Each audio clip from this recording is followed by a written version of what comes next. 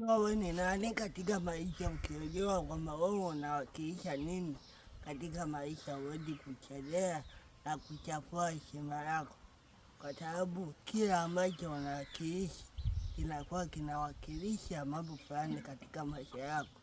Usiruhusu kuwakilisha mambo ambayo hayafai katika jamii na watu kukuondoa katika nafasi, kwa sababu huwezi jua kwamba siku ambayo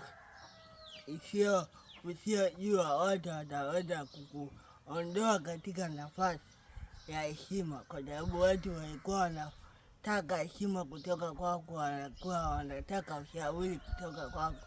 Hata hivyo hawawezi, kwa sababu ya kile ambacho unakiwaza, kile ambacho wewe ulikuwa bado unafanya, hata wanakuona kituko.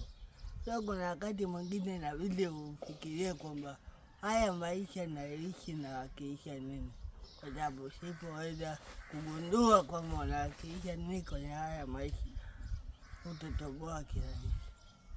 Amen.